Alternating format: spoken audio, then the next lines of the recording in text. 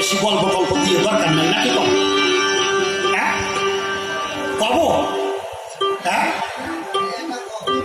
খবর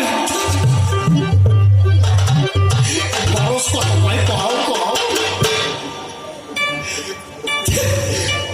ঈশ্বরের সত্য করে একটা কথা কই, ঠাকুর কথা লবা যে কোনো জায়গায় একটু বুঝিয়ে শুনিয়ে কথা কবা। একজন বিয়ে করিস, বিয়ে করার পরে শ্বশুর বাড়ির থেকে 2 আড়িয়ে গরু যৌতুক দিয়েছে। আগেকার দিনে বিয়েতে যৌতুক দিত না, আর শ্বশুর 2 আড়িয়ে গরু যৌতুক দিয়েছে জামাই দিয়ে। জামাই মনে মনে ভাবতেছে আড়িয়ে দিয়ে করবোটাকে, এখনো মনে মনে ভাবতেছে যে এই আড়িয়ে দিয়ে লোকের জমি চাষ করবো। আগেকার দিনে তো রাশিয়ান ট্রাক্টর ছিল না, আড়িয়ে দিয়ে জমি চাষ হতো। তা যে অন্তরে আসে বাবু আড়িয়ে গরু দিয়ে আমি জমি চাষ করবো, লোকের 1 বিঘে জমি চাষ করবো 200 টাকা পাবো, 2 বিঘে জমি চাষ করবো 400 টাকা পাবো, সংসার ক্যালকুলাইয়ে চলে যাবে। এখন ওই জমি চাষ করতে গেছে, 2-4 দিন জমি চাষ করার পরে ওই 2 আড়িয়ে টের পাইছে আমাকে তো নিয়ে আইছে জমি চাষ করতে, এইভাবে তো জমি চাষ করা যাবে না। আগে কি করিছে, কোন রকমের 2 পাক ঘুরে ফ্যান উপর দিক দিয়ে শীত হয়ে শুয়ে পড়িছে। আচ্ছা লোকের কন্ট্যাক্ট নেওয়া জমি, আর আগে যদি ওইভাবে হাতে যে পাঁচনি লাঠি ছিল ওই লাঠি দিয়ে গরুর পাশারে গুতোচ্ছে, গরু মনে মনে কয় শালা জান যায় যাক মান দেবো না, মানে মরিয়ে যাই যাবো, জমির সাথে চাষ করবো না। এখন দেখবেন ওর রাগ হয়ে গেছে সাংঘাতিক। দেখবেন বেটা মানুষের একটা ধর্ম আছে, ওই ভিন গ্রামে যাইয়ে গন্ডগোল বাঁধাবে, ওই গ্রামে যাইয়ে যদি গন্ডগোল করে জিততে না পারে বাড়ি এসে বউয়ের সাথে গন্ডগোল বাঁধাইয়া দেবে, বউয়ের সাথে গন্ডগোল করে জিতে থাকবে। বেটা মানুষের একটা ধর্ম। আর শ্বশুরের দেওয়া করবো তো রাগ আসে। বাড়ির 3 রাস্তার মোড়ের থেকে 2 হেঁটে এক পাশা ভাঙছে, জিয়েল গাছের পাশা। বাড়ির বউটা হচ্ছে রোগা লেখ লেখা টানিয়ে টুনিয়ে 20 কেজি ওজন হবে, মারিয়ে ফুলইয়ে 2.5 কুইন্টাল বানাই ফেলাইছে। ওর বউকে মারো কে শালি, তোর বাবা কি চুরির টাকার গরুতেছে নাকি, গরু সে হাঁটে না? কয় দেখো আমার মারলে গরু হাঁটবে না। পাশের বাড়ি নতুন একজন কবিরাজ হয়েছে, নাম হচ্ছে জ্ঞাদন কবিরাজ। নাম কি জ্ঞাদন কবিরাজ? তাই ওর কাছে যাও, গরু হাঁটানি ওষুধ তৈরি করে দেবে, গরু মোটে ক্যাল কেলাইয়ে দৌড়বে। ও জ্ঞাদনের কাছে গেছে, জ্ঞাদন দাম কি, আমার গরুটা হাঁটে না, একটু ওষুধ তৈরি করে দাও। জ্ঞাদন কয় আজকে হবে না, কালকে এসে নিয়ে যাস, কিন্তু 500 টাকা লাগবে। ও কয় 1000 টাকা দেবো, গরু হাঁটাইয়ে দাও। কয় কালকে এসে ওষুধ নিয়ে যাস। আসলে তো জ্ঞাদন কবিরাজ না, 2-1 গ্রামে থাকে না ফটকে মার্কা, ফটকে মার্কায় জ্ঞাদন আসছে তার একটা। বুঝতে পারছেন বিষয়টা? ওই জ্ঞাদন আসছে তারই একটা। কথাগুলো মন দিয়ে শুনবেন। ওই জ্ঞাদন কি করেছে, বউটারে কয় শিল নোড়া বাইর করেছে, 100 কাঁচা লঙ্কা ভালো করে শিল নোড়াই ফেলাই বাটিছে, বাটিয়ে কাঁচের বোতলের ভিতরে ভরিয়ে জল ঢালিছে, ওই 100 পাওয়ারের। আর 200 শুকনো লঙ্কা ভালো করে বাটিয়ে কাঁচের বোতলের ভিতরে ভরিয়ে জল ঢালিছে, ওই 200 পাওয়ারের ওষুধ তৈরি হয়ে গেছে। পরের দিনে গেছে, জ্ঞাদন দা ওষুধ তৈরি হয়েছে? হয়েছে।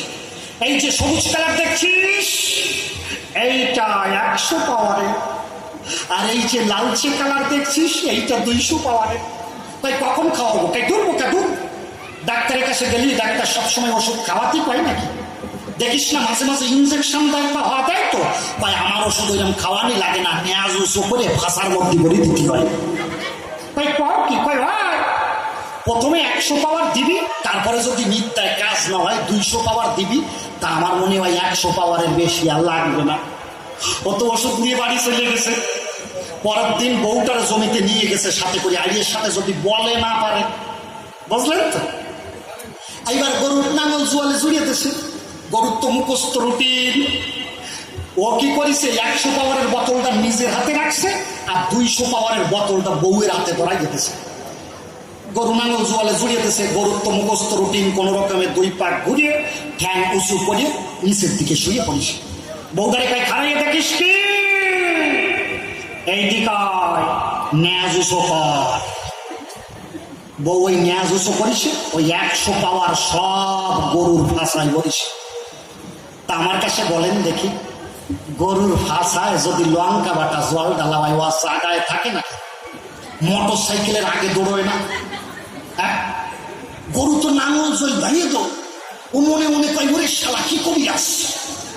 বাড়ির পাশে এরকম এক ক্লাস কবিরাজ ছিল, তা তো জানা ছিল না। গরু আর আমরা ইয়ে ধরতেই পারে না। গরু রে কয় দাঁড়া দাঁড়া, গরু আড়ে আড়ে কুতকুতাইয়ে তাকায় আর ভাবে মনে হয় আবার দেবে, আরো জোরে দৌড়ায়। এইবার ও 2.5 ঘন্টা হয়ে গেছে, গরু আর দাবড়াইয়ে দৌড়তেই পারতেছে না। ও মনে মনে ভাবতেছে গরু তো নিজের শক্তিতে দৌড়াচ্ছে না, যে গরু 2 পা উঠে হাঁটতে পারে না সেই গরু 3 ওইটা দৌড়ায়। গরু নিজের শক্তিতে দৌড়াচ্ছে না, গরু দৌড়াচ্ছে 100 পাওয়ার ওষুধের শক্তিতে।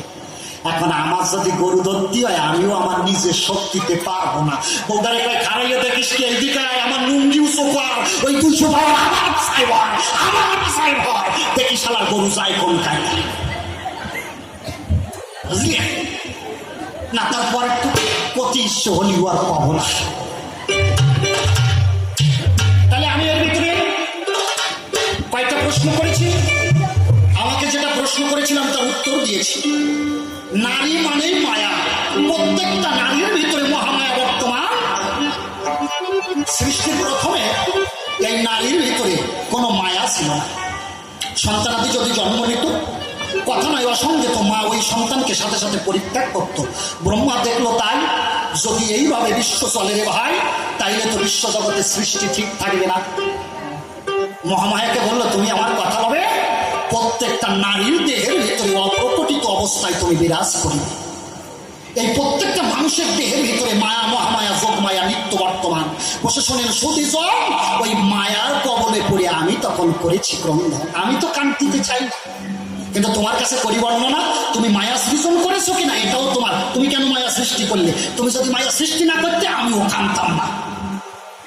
এ কান্দার পিছনে তোমার কারণ, নিজের দোষ অন্যের উপরে চাপাও নাকি? এই জন্য বললাম শ্রীকৃষ্ণ ইজ গ্যাটিস পলিটিশিয়ান, ওনার মতো এত বড় গেলটু বাজার কেউ নাই। বুঝে যাচ্ছে আমার কথা? আর তারপরে দুঃখ আসে, মরাশূন্য দুর্যোধনকে করলে দান, যারা অভিশপ্ত, কথা নয় অসঙ্গত, গান্ডীবের টঙ্কার শোনা মাত্র যারা এই পৃথিবী করিবে ত্যাগ, আমার হৃদয় মাঝে তাই জেগেছে অনুরাগ। কথা লও, তুমি কেন মরাশূন্য দুর্যোধনকে অভিশপ্ত সৈন্য দান করলে?